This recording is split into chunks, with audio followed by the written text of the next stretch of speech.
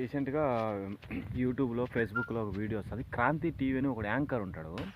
వాడు ఒక పాస్టర్ని తొడకొచ్చి ఒక లడ్డు ఇచ్చి తినమంటాడు.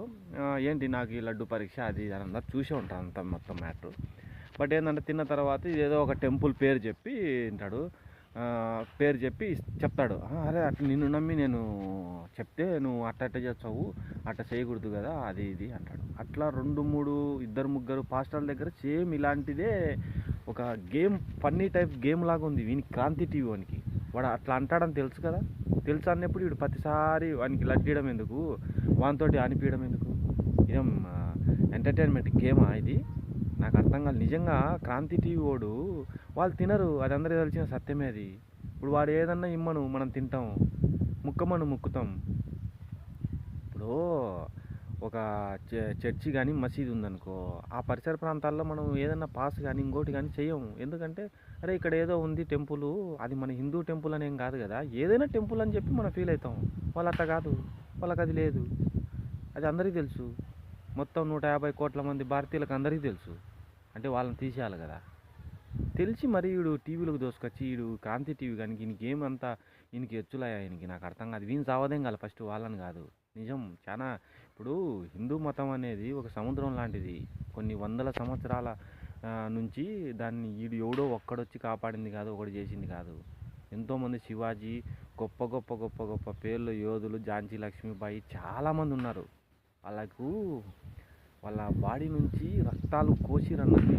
ఎవడైతే ముస్లిమ్స్ ఉన్నారో, ముస్లిం రాజులు, వీళ్ళంతా ఎక్కువ హింసించింది ముస్లిం రాజులే మనం ఫస్ట్. తర్వాత క్రిస్టియన్స్ వచ్చి కన్వర్ట్ చేసినారు, వాళ్ళ సౌకర్యం కోసం బిజినెస్ చేసి కన్వర్ట్ చేసినారు. చాలామందిని ఘోరంగా కొట్టి ఇచ్చేసారు.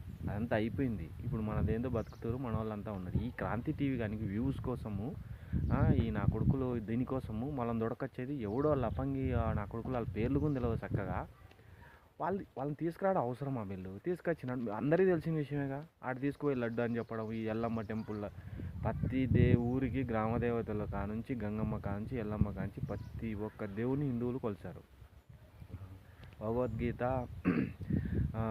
మహాభారతం అనేది కేవలం హిందూ మతానికి సంబంధించినదని నమ్మినంత కాలం క్రిస్టియన్స్, ముస్లిమ్స్ తెలుసుకోలేదు. అవి ఎందుకంటే దాంట్లో మంచిని తీసుకోమని చెప్తాను. జస్ట్ మన హిందువులకు పెట్టేట హక్కులేం కాదు అవి. దాంట్లో ఉన్నవి మంచి చెడు తీసుకోమని మనోళ్ళు మొత్తుకొని చెప్తాను, మనోళ్ళే చెప్తాను డైరెక్ట్.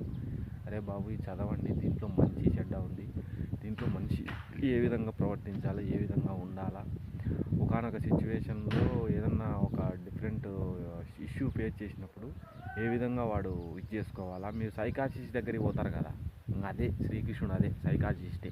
మొత్తం అంతా ఏదైనా సమస్య ఉంటే మానసిక వైద్యుడు, రకరకాలుగా ఏదైనా చెప్పొచ్చు. దానికి సంబంధించినంత రాసి ఆ బుక్లో పెట్టి వేయరు. మీరు ఏదైనా చెప్తే కాలానికి పనికి వస్తుంది, చేసుకోపోర్రా అని చెప్పి. ఈ క్రాంతి టీవీ వానికి ఇది మ్యాటర్. వీడిని చూసి వీడియో పెట్టాలని పెట్టినా. ఈ నా కొడుకు వీడే ఫస్ట్.